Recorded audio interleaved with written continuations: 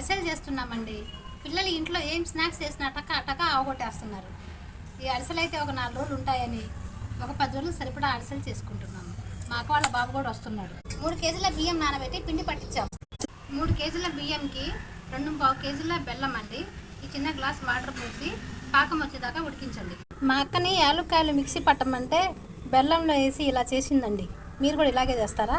ఈ రకంగా ఉడుకుతూ ఉన్నప్పుడు ఒక బౌల్లో వాటర్ తీసుకొని కొంచెం పాకం వేసి ఈ రకంగా మనకి ఉండలాగా వచ్చిందంటే మనకి అరిసెల పాకం పర్ఫెక్ట్ అండి.